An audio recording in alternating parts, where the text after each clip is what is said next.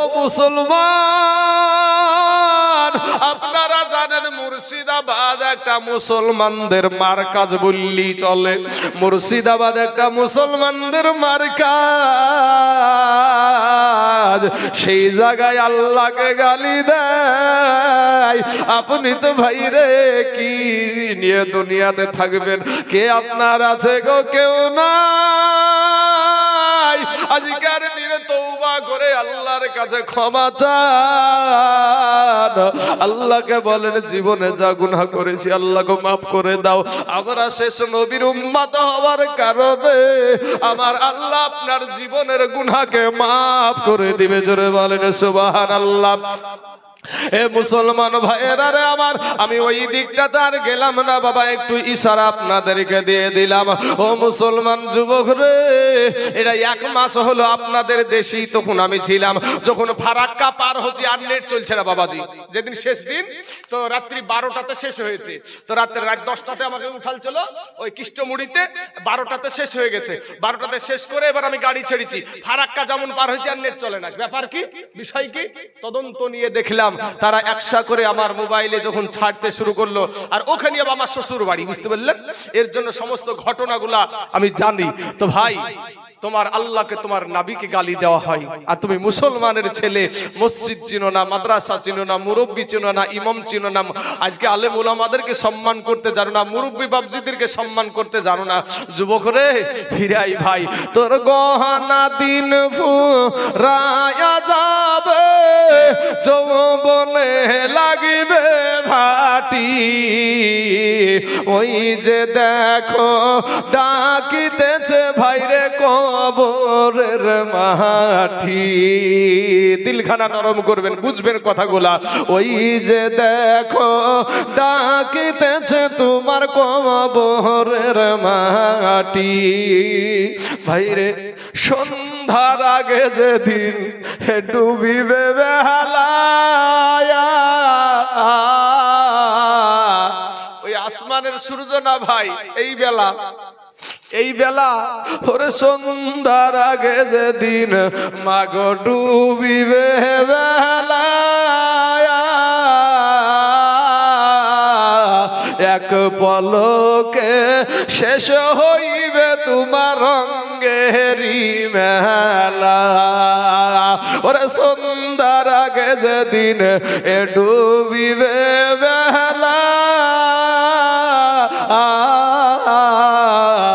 এক পলকে শেষ হইবে তোমার রঙ্গেরি মেলা। তুমি কার মারো এ জোর ধম, কার মাথায় ভাঙিবা লাঠি বাবা, কার মারো জোর ধম, কার মাথায় ভাঙিবা লাঠি। ওই যে দেখো ডাকিতেছে তোমার কবরের মাটি। যুবক রে ভুইরা মর তুমি এই মায়ারি পিছে, এত আশা ভালোবাসা সবই যে মিছে। কোনদিন জানি আইসা পড়ে আজরাইলের হাতের চিঠি বাবা, কোনদিন জানি আইসা পড়ে আজরাইলের হাতের চিঠি। ওই যে দেখো ডাকিতেছে যুবক ভাইরে কবরের মাটি। জোর লাগো, জোর নারায়ে তাকবীর, নারায়ে রিসালাত, নারায়ে রিসালাত, ইসলাম।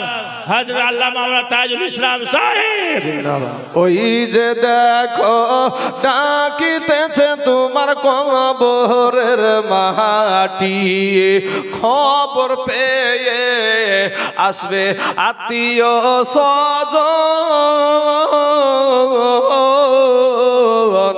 চতুর্পাশে বসে তারা করিবে কন্দন, খবর পেয়ে আসবে আত্মীয় স্বজন,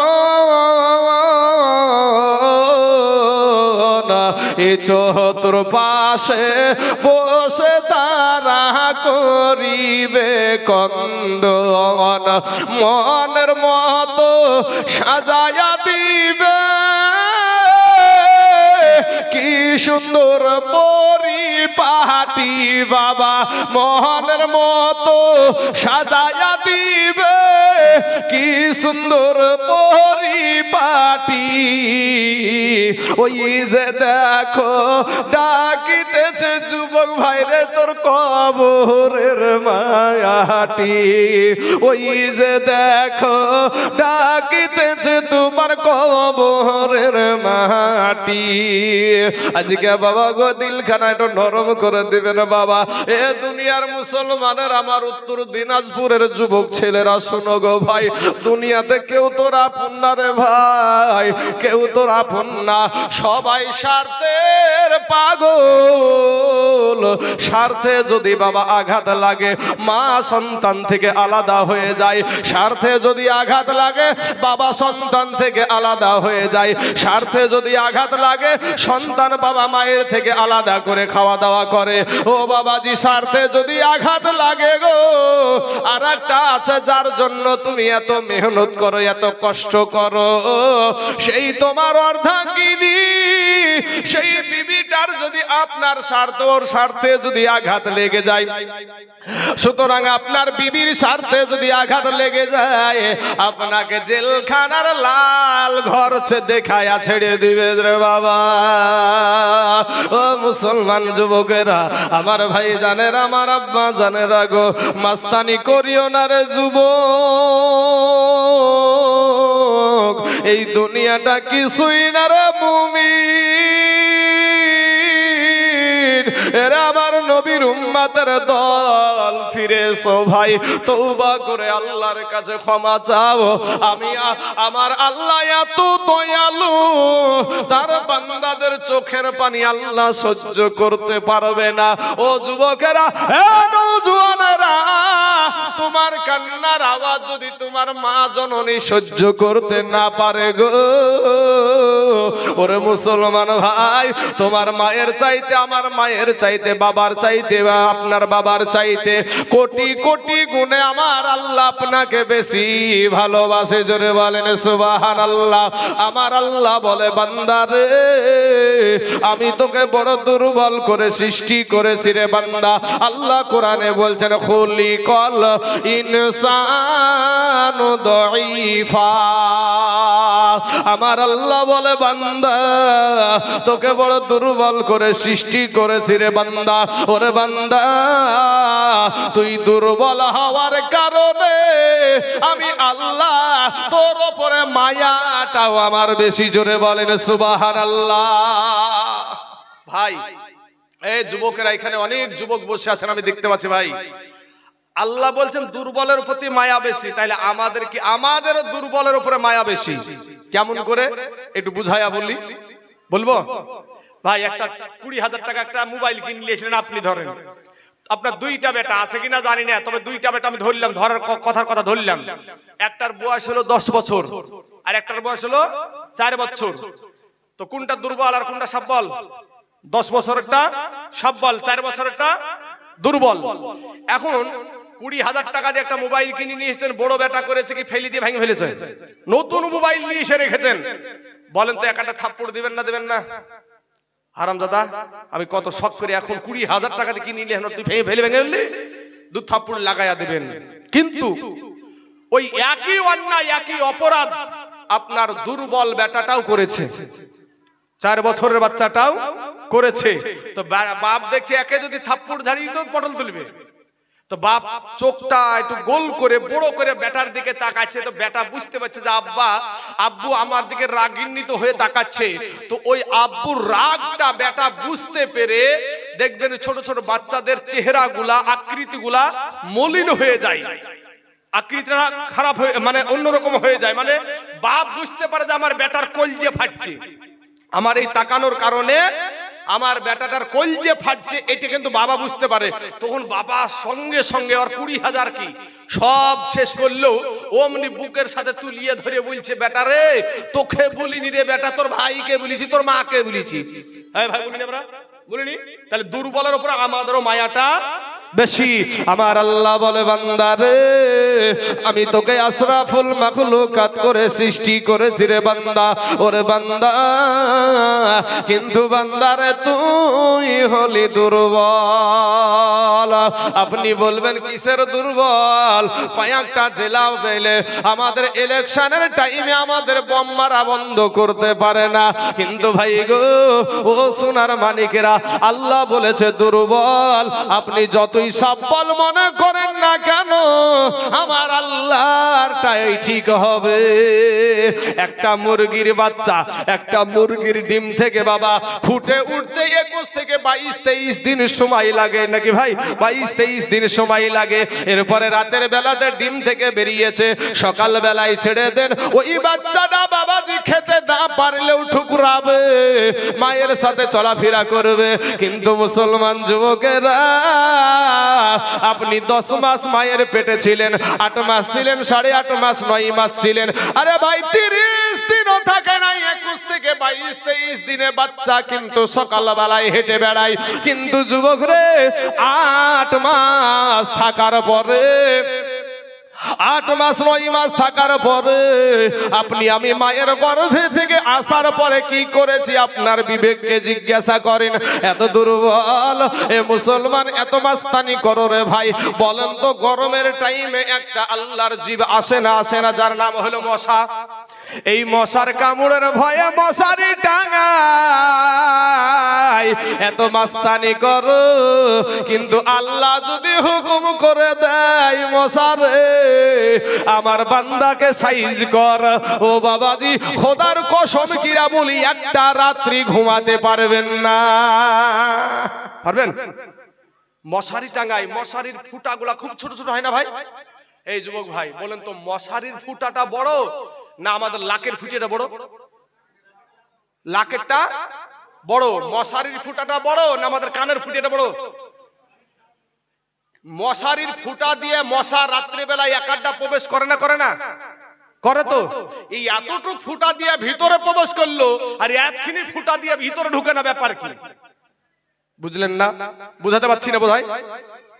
এতটুক ফুটা দিয়ে মশারির ভিতরে মশা প্রবেশ করলো, কিন্তু এত বড় দুইটি একবারে হাইব্রিড ফুটা, এই ফুটা দিয়ে কিন্তু মশা প্রবেশ করে না। আমার আল্লাহ বলে, আমার মশা, আমার বান্দা আরাম করে ঘুমায়, আর নাকে যেন তুই এরকম কোন রকম সুড়সুড়ি দিস না, কোন রকম সুড়সুড়ি দিস না। আপনারা শুনেছেন ফেরাউন নমরুদের মতন মাস্তান, অনেকেই ভাই বলার পরেও শুনতে রাজি না, মানতে রাজি না, যে যেরকম চালাচ্ছে। আমি বলবো আপনি ফেরাউনের চাইতে বড় মস্তান না? ফেরাউন নিজেকে বলতে হবে জানেন, আনা রব্বুকুমুল আলা, আমি সব চাইতে বড় আল্লাহ। জোরে বলেন নাউজুবিল্লাহ। এই আল্লাহকে বাবাজি, এই রকম আল্লাহকে আমার আল্লাহ পানিতে চুবাইয়া ঝাড়িয়েছে, বুঝতে পেরেছেন? পানি খাইতে খাইতে আমেরিকান পুঠির মতন একেবারে পেট হয়ে গেছে, মনে হচ্ছে পেটের ভিতরে বাচ্চা আছে। হ্যাঁ, আর একটা মস্তান যার নাম হলো কি নমরুদ। ইব্রাহিম নবীকে বলছে, ডাক তোর আল্লাহকে, তোর আল্লাহর সাথে ডাইরেক্ট যুদ্ধ করব। আমার আল্লাহ ওর মতন ছলিমুদ্দি কলিমুদ্দি ডেড়ে ব্যাটারির সাথে যুদ্ধ করতে হবে ভাই? আমার আল্লাহ পাকের নিম্নমানের একটা সৃষ্টি মশা, মশা, এই মশা পাঠিয়ে দিলেন সবকে সাইজ করতে করতে রে ভাই। একটা সময়তে সাইজ করতে করতে বুঝতে পেরেছেন একটা ন্যাংড়া অসুস্থ মশা এত বড় মাস্তানি। মাস্তানি করো ভাই। আজ ইমাম সাহেব চিনো না, মসজিদ চিনো না, মাদ্রাসা চিনো না, বৃদ্ধ বাবজিদেরকে চিনো না, সম্মান দিতে জানো না ভাই। এই নমরুদ একটা ন্যাংড়া মশা বলছে, আল্লাহ গো আমার জন্য তুমি কাউকে রাখোনি, এটা অসুস্থ মশা। ওই মশা বলছে, আল্লাহ আমার জন্য কাউকে রাখোনি। বলে তোর জন্য প্রধানমন্ত্রী আছে। কাকে মারবে? নমরুদকে। আর এই কি মশা, মানুষরা কোনো ওই পারমাণবিক বোমাও না, আমার আল্লাহর সৈন্য দেখেন, আমার আল্লাহর সৈন্য আবাবিল পাখি, আমার আল্লাহর সৈন্য আবাবিল পাখি। সাইজ করে ছেড়ে দিয়েছে বাবাজি। তো এই মশা যাইয়া বাবাজি ওই নমরুদের মাথার কপালে বসেছে, যেমন মারতে যে ভানাত করে উড়িয়ে গিয়ে লাকের ভিতর দিয়ে মাথার মগজে। এখন ভাই মশা যদি আমাদের শরীরে বসে, ইঞ্জেকশন দেয় না চুমিয়ে খাই রে ভাই? ইঞ্জেকশন দেয়, চুমিয়ে আর খাই না। তো ইঞ্জেকশন যখন শুরু করেছে, এত বড় মস্তান আল্লাহর সাথে যুদ্ধ করবে, ও তখন বলছে আমার মাথা টিপ, এই আমার মাথা গেল, আমার মাথা গেল। আর একবার বলছে মাথায় মার, মাথায় মারতে মারতে আবার বলছে জুতিয়ে দিয়ে মার। আর যেমন জুতিয়ে দিয়ে দিয়েছে বাবাজি, আর সাথে সাথে ঠান্ডা হয়ে গেছে। তাহলে বোঝা যায় জুতিয়ার বাড়িটা খুব ভালো সম্মানীয় জিনিস নাকি? হ্যাঁ, তো ওরা হচ্ছে জুতিয়া খাওয়া পার্টি, এই মাস্তানি করা। এ ভাই কিছু টাকা হয়ে গেলে মাদ্রাসা মসজিদ চিনে না, কিছু যদি মানুষের টাকা হয়ে যায় তো বাবাজি, সব মানুষ না, আছে কিছু কিছু মানুষ, কিছু টাকা হয়ে গেলে আমি বলবো ভাই সাদ্দাদের চাইতে বেশি টাকা আপনার হয় নাই, নিজে জান্নাত তৈরি করেছিল। আল্লাহ বলছেন কোটি, কবি বলছেন যে কোটি টাকার মালিক দেখো এ অভাব হয় না দূর, আর গরিবী ঘুমায় আরাম করে মনটা বাহাদুর। ফেরাউনের লাশটা দেখো ভাইরে, ফেরাউনের লাশটা দেখো এ মিশর জাদু ঘরে, খাই না মাটি পোকা মাছি সবাই ঘৃণা করে। বুঝতে পারছেন? হ্যাঁ, আপনি এখনই এই যে হাইব্রিড মোবাইল গুলাতে বলেন যে মিস্টার ইবলিশ শয়তান ফেরাউনের লাশটা দেখবো, সাথে সাথে একেবারে মমির ভিতরে ষাট হয়ে একেবারে বাবাজি একেবারে দাঁড়ায় সাপের মতন পড়ে আছে। মাটিতেও খাই না, মশাতেও খাই না, ওকে পানিতেও নাই না, কি মাছিও বসে না ওর শরীরে। একটাই কারণ, কারণ হলো আল্লাহ এবং আল্লাহর নবীর সাথে মাস্তানি। বুঝলেন না বাবা? আল্লাহ এবং আল্লাহর নবীর সাথে মাস্তানি। আর একটা কথা বললাম, কোটি টাকার মালিক দেখো অভাব হয় না দূর, আর গরিবী ঘুমায় আরাম করে মনটা বাহাদুর। আপনারা বলবেন মৌলভী সাহেব কি বলে, যার টাকা আছে তার আবার কিসের চিন্তা? আরে বাবা, যার যত টাকা আছে তার তত দুশ্মনও আছে। কথা বলেন ঠিক না ঠিক? যার যত টাকা তার তত দুশ্মন। আপনি একটা খেটে খাওয়া গরিব মানুষ, মেহনত করা মানুষ, গায়ের ঘাম ঝরানো মানুষ, ভাই আল্লাহর শুকরিয়া আদায় করেন। আপনি ওই মানুষটার চাইতে 500 বছর আগে জান্নাতে যাবেন। জোরে বলেন সুবহানাল্লাহ। বাবাজি কয়েকদিন, গত পরশুদিন আমি আমার চাচার বাড়িতে গেলাম, বহরমপুর শহরে দাওয়াত খেতে। বাবজি আল্লাহু আকবার, আল্লাহু আকবার। আমি কিছুক্ষণ থেকে চাচাকে বললাম এই পরিবেশে আমার থাকা চলবে না, কারণ চাচাকে ডাইরেক্টলি বললাম, চাচা গো আপনি হোটেলটা ভাড়া করেছেন একটা হিন্দুদের হোটেল, জায়গায় জায়গায় মূর্তি বসানো, ওই মূর্তির কাছে যায় যদি একটা ছবি তুলে সোশ্যাল মিডিয়াতে ছেড়িয়ে দেয় তাহলে তো বাবাজি শেষ, তাই না? বাবাজি একবার দুরূদে পাক পড়েন, আল্লাহুম্মা। ঠিক আছে, আমার ওটা আছে। ওয়ালা আলে সাইয়্যিদিনা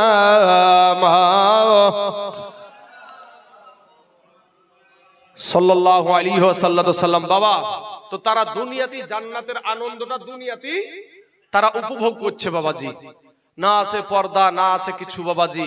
সুবহানাল্লাহ। ওই সমস্ত পরিবেশে আমরা না যাই, আল্লাহর হাজার শুকরিয়া আদায় করি যে আল্লাহ গো ওই সমস্ত জায়গা থেকে আমাদেরকে হেফাজত করো। জোরে বলেন আমিন। বাবাজি আজ আপনি খেটে খাওয়া মানুষ, গরিব মানুষ, মেহনত করা মানুষ, এই মানুষগুলা কষ্টেতে বাবা কত কষ্ট করে খাবার জোগায়। কিন্তু ভাই আপনি মন খারাপ করিয়েন না ভাই, আপনি একজন ভালো ব্যক্তি, কারণ ওই যে কোটি টাকার মালিক, বিবিও চাকরিজীবী, স্বামীও চাকরিজীবী, তো এর কপালে ভাইরে ওর বোর হাতে রান্না করা খাবার জুটে না, বিবির হাতের রান্না করা খাবার ওর কপালে জুটে না। কার হাতের? বাড়িতে একটা চাকরানি আছে, ওই চাকরানি রান্না করে, ওই চাকরানির হাতের খাবার খায়। কথা বলেন ঠিক না ঠিক? হ্যাঁ, আর আপনারা কার হাতের খেয়েছেন? বিবির হাতের আমরা খাবার খেয়ে এসেছি। ফজরের টাইমে নামাজ পড়ার সাথে সাথে আমার বিবি বলল কিছু খাবার করে দিই। আমি বললাম কোনো কিছু দরকার নাই, ফল টল যা আছে ওইগুলা দাও, ওইগুলা খেয়ে চলে যায়। তো যেটুকু দিয়েছে আমার বিবি আগায়া দিয়েছে। বাবাজি রান্না করলে আমার বিবি করে খাওয়াই, আপনাদেরকে আপনাদের বিবিরা করে খাওয়াই। কিন্তু কপাল পোড়ায় এই কোটি টাকার মালিকের কপালে ওর বোর হাতের খাবার জুটে না ভাই, ওর বোর হাতের খাবার জুটে না। বইয়ে যদি রান্না বোর হাতের খাবার যদি খাইতে চাই তাহলে বুঝতে পারছেন আঙ্গুল দেখাবে, তোর ইনকামের টাকা আমি খাই না, আমার টাকা আমি খাই, তোকে থাকলো ঝুলা চললো ভুলা। হ্যাঁ, আর বাবাজি সন্ধ্যা 7টা হোক আর 8টা হোক, বিবিও বাড়িতে থাকে না, বিটিও বাড়িতে থাকে না, বেটাও থাকে না। কিন্তু আপনি গরিব মানুষ, এ মঘা বাড়িতে এসে দেখছে বিবিও নাই, বিটিও নাই, বেটাও নাই, চিন্তা। চাকরানির হাতে দুটো খাবার টাবার খাইয়া বুঝতে পেরেছেন মাউড়ের মতন শুয়ে আছে, টেনশনে ঘুম নাই। বউ কই রে আমার, আরে বউ কই রে আমার রে, বিটি কই রে। কিন্তু আপনি গরিব মানুষ গো ভাই, সারাদিন মাঠে খেটে কাজ করেছেন, কাজ করার কারণে শরীরটা ক্লান্ত হয়ে গেছে। সন্ধ্যা যদি 6টাতেও বাড়িতে প্রবেশ করেন, তবুও আপনার বিবি বাড়িতেই থাকে, আপনার বিটি বাড়িতেই থাকে, আপনার বেটা বাড়িতে থাকে। সন্ধ্যা 8টার সময়, 7-8টার সময় যদি আপনি বাড়িতে প্রবেশ করেন, আপনার বিবি বাড়িতে থাকে, আপনার বিটিও বাড়িতে থাকে। আপনি বিবির হাতে রান্না করা খাবার কষ্ট করে বিবি রান্না করেছে, কত সময় তরকারি রাঁধতে গিয়া ওই গরম তেলটা ছুটে এসে মা জননীর হাতে লেগে যায় বাবাজি, সাথে সাথে মা উশ্বাস করতে থাকে। ওই কষ্ট করে খাবারটা সন্ধ্যা 8টার সময় খেয়ে নিলেন ভাই। খাওয়ার পরে বিটি বিটির ঘরে, বেটা বেটার ঘরে, আপনার বিটি বেটার ঘরে, বেটা বেটার ঘরে। আর আপনি মঘা গরিব মানুষ, ওই কোটি টাকার মালিকের একলা শুয়ে ঘুম হয় না।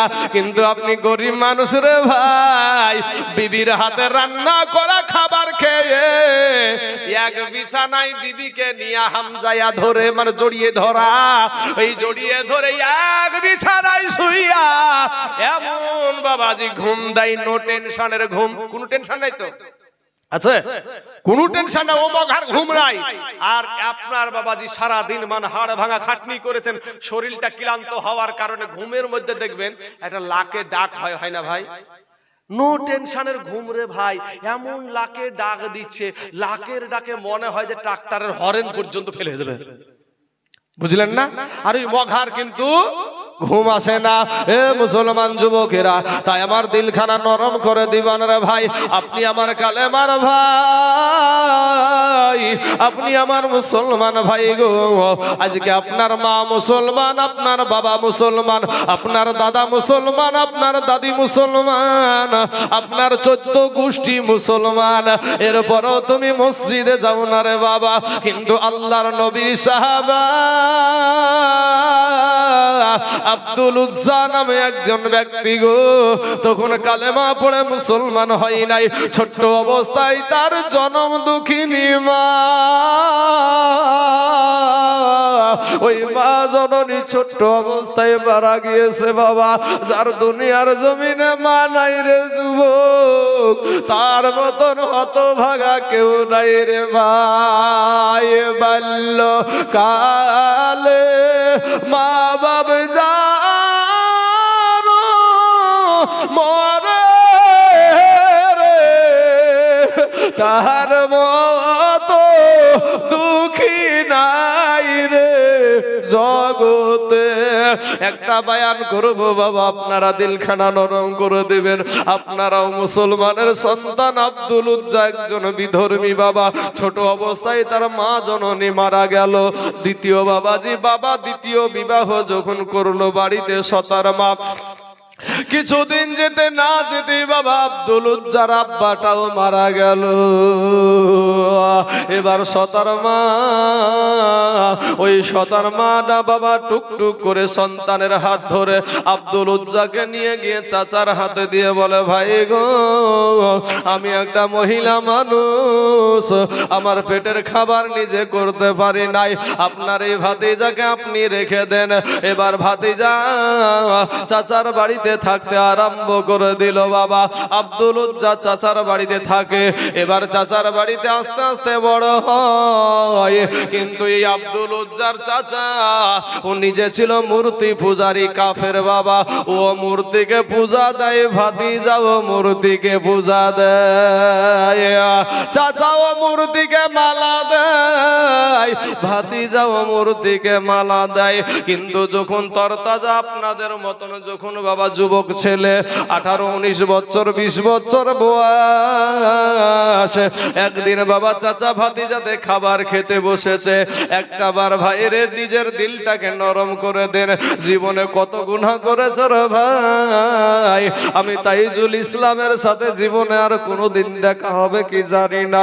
তোরা আমার কেউ দুশ্মন না রে ভাই, তোরা সবাই আমার কালেমার ভাই।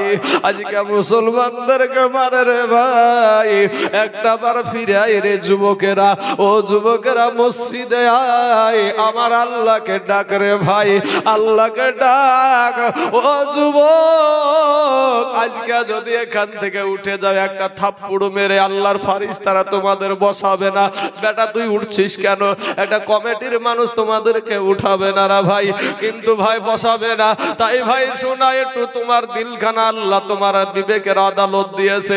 গুনহার কারণে হাত না পাক রে ভাই, গুনহার কারণে আমাদের চোখ না পাক রে যুবক, গুনহার কারণে আমাদের জবান না পাক, গুনহার কারণে আমাদের পা না পাক রে বাবা। কি নিয়া কবরে যাবি রে মুসলমান? গুনহা দিয়া কবরে যায় না রে ভাই, ওই কবরের আযাব সহ্য করতে পারবি না রে বাবা। একটা সেকেন্ডের আযাব সহ্য হবে না রে ভাই। 500 বছরের রাস্তা জাহান্নামের আগুন দূরে থাকতে আপনার আমার দেহের মাংসগুলা খুশে খুশে খুশে খুশে জমিনে পড়ে যাবে। আব্দুল উজ্জা এবার একদিন দুই আপনার ভাতিজার চাচা একসঙ্গে খাবার খেতে বসেছে। এমন সময়তে চাচা খাবার খাই, ভাতিজা কিন্তু খাবার খাই না। এমন সময়তে একটা ডাক দিয়া বলছে, চাচা বলছে, ভাতিজা গো, ওরে আব্দুল উজ্জা খাবার কেন খাও না রে বেটা? এবার আব্দুল উজ্জা বলছে, চাচা গো, অনেক দিন থেকে চিন্তা করছি, মনে মনে চিন্তা করি একটা কথা বলবো আপনাকে, কিন্তু চাচা গো আমার মনে কোনো সাহস হয় না, আমাকে বড় ভয় লাগে। তখন বলে, তোকে নির্ভয় দিলাম রে ভাতিজা, যা তুই বলে ফেল। ডাক দিয়া বলে, চাচা চাচা গো, ওই আব্দুল্লাহর বেটা মুহাম্মদ সাল্লাল্লাহু আলাইহি ওয়াসাল্লাম মানুষটা কেমন?